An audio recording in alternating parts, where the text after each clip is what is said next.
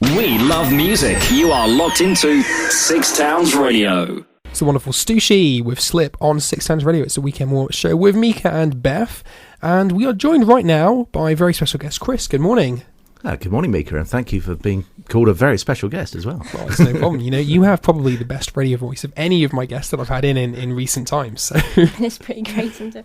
Well, thank you very much. Not sure what I should say to that, but thank you. You know, he's been crafty. I didn't know that his radio voice is completely changed from how we were talking just off air a minute ago. So. Okay. But anyway, Chris, you are here today from Inspired Film and Video. And you are here to talk a little bit about your involvement with the University Hospital for North Staffordshire charity. So just tell me a little bit about what it is, because obviously I know a lot of people listening will think, okay, well, the hospital is all sort of government funded. But tell me about sort of what the charity is all about and what it does. Well, you just touched on the key thing straight away there, because it's a massive misconception that everything you find within a hospital is government funded. Yes. Of course, you know, there's support towards buying things. That's absolutely true. And there's a lot of expenditure within the the NHS across the board, and UHNS is no different. But the charity's work really is very widespread. Virtually every ward you'll go on in a hospital, every unit you'll go to, something within there will have been paid for out of charitable funds. So, you know, we couldn't be further from the truth if we go into a hospital and think that, you know, us as taxpayers have funded everything that's there. So, you know, that's the big misconception we're trying to break. So, brilliant. So, you know, on that kind of note, in terms of the charity, what are the key things that really it pays for? Is it sort of, you know, abroad, you know, everything in the hospital they'll contribute towards, or are there specific areas that they will fund? No one is not going to be funded, as I say, because it's the whole trust, it's the whole hospital.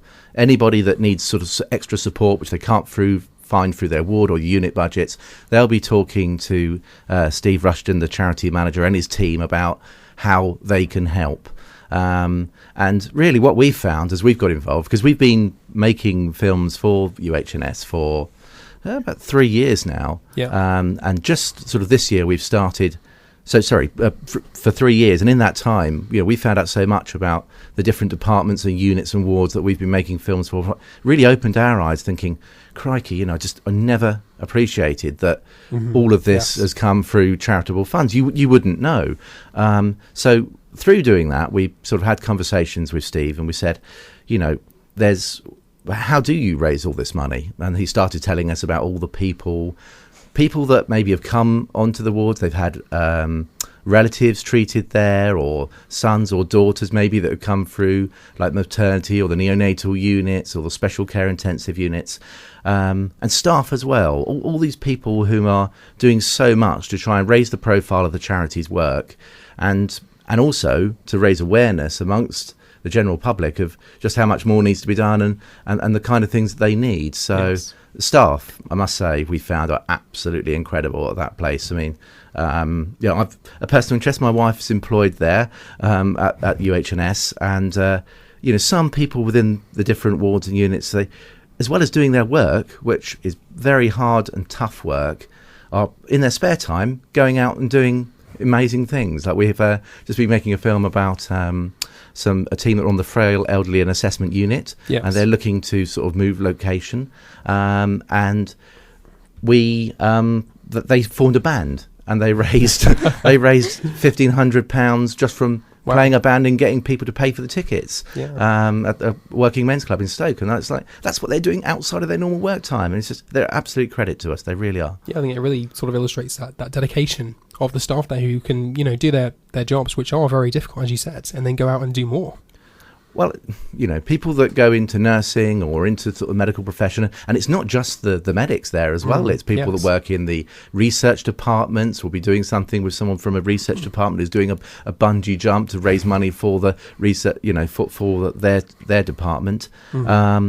It's everybody within the hospital. They all want to get involved. But I suppose, you know, you go and work in a hospital, you're a pretty caring person, I think. Exactly, yes. You want to make a difference, and, you know, there's so many people, but not just staff, but members of the public as well, like I say, and businesses as well getting involved and doing their bit.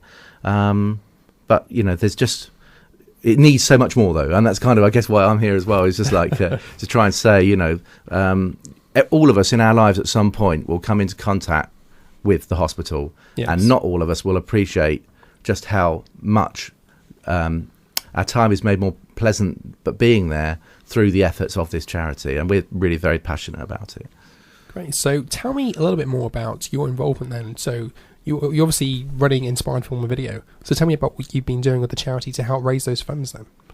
As I say, initially we made a series of films really, but the sort of first main thing we did was with Nick Hancock, a potteries man of course himself, and going on tour and being taken around the departments within the hospital with Steve, the charity manager, and it kind of, from doing that, we went to all these places and we opened his eyes, Nick's eyes, to the kind of work that went on there. That film was a great success. You can find it for yourselves on the YouTube channel for UHNS. And it kind of got us thinking, or got us talking to Steve and saying, okay, this is just like the tip of the iceberg, isn't it really, Steve? And this year we said to him, there's just so much more you can do. Let's go for lots of short profiles. Let's tell the story about the enormous good that there is. Yes, we're going to be making 60 films over the course of a year, just about people, why money's being raised, how it's being raised, but the really important part of how it's going, what it's going to be used for on those wards and units, so that people understand, just how important that is.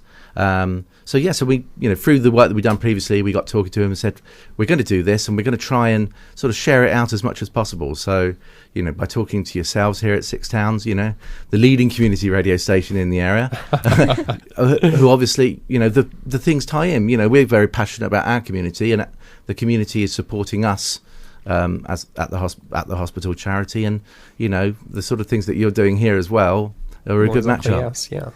So obviously, this fundraising that you are doing with the actual hospital, it's something that's never ending, is it? It's always something that's continual. So I mean, how do you predict your involvement to be over the future? Is it something you're really going to continue to be involved with and actually support that hospital? Or? I think so, and it all comes back to the thing I was saying to you before, Mika, about we all at some point will have some connection to the hospital. We'll either be there as a patient, we'll have a relative there, a son or daughter. Will come through there.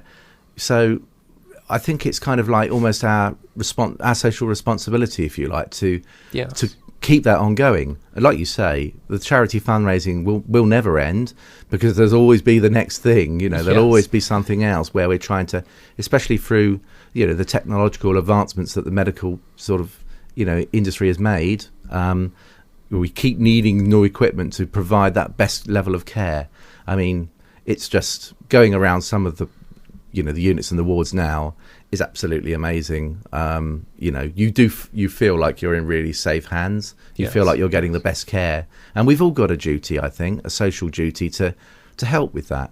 Yes. There are many charities, but with UHNS charity is something that we will all at some point have a relationship with. Yes, and I suppose with the UHNS charity, I mean, with the work that you do with it, with these videos you're creating, are you actually in the actual hospital itself, in the wards, shooting patients? Is that what you're doing? Yeah, absolutely. We have to be careful when we say about shooting patients, but we feel recording we don't want people to get we don't want people to get the wrong idea. But yeah, of course, on the wards all the time, getting to know everybody, meeting some incredible people. Yeah. Like I say, the staff are doing amazing things, but it's things you meet. Parents of children who perhaps they lost a child. Yes. That their child didn't come through, and they may have been on like the neonatal unit, and yet even though they had this tragic thing happen to them, they still want to come back and raise money for that unit. And doesn't that just speak volumes about the care? Yes. Because you think, you're overwhelmed by it all, but they still want to make that difference. And these people are an inspiration to me and an inspiration to all of us. So, spending time on the wards, certainly, going to people's homes, going to the fundraising events that they're putting on. It's so great when we absolutely love doing it, because it's just such a happy thing to do. Yes. People are achieving so much, and it just makes you very humble about it. And, but being able to share that with as many people as possible is so important to us. And that's why, we're putting things out there on social media, make sure we're tweeting about everything we're doing, putting all our films up on YouTube, raising the profile, because the charity is a very, very small team. It's not a massive number of people. Yes. So it's, they to be able to support them in doing that is something that we are very privileged to do, and we feel it's very important to keep doing. Good. And I suppose when it comes to actual hospital staff, they have the training on how to actually cope on a day-to-day basis with being, involved with those patients. But as yourself, you're not from that background in the healthcare service. You're a commercial director of a company. So how have you felt? You've actually coped with communicating with those patients. Where there are things that are very, difficult emotionally for you to deal with. Well, I've come from a communications background myself. Yeah. Having studied in journalism, and one of the things you learn by studying journalism is the ability to be able to communicate with everybody, no matter what they do or who they are. Yeah. And so we kind of pride ourselves on, we represent the charity when we go out there, and Yes. that's really important to the charity.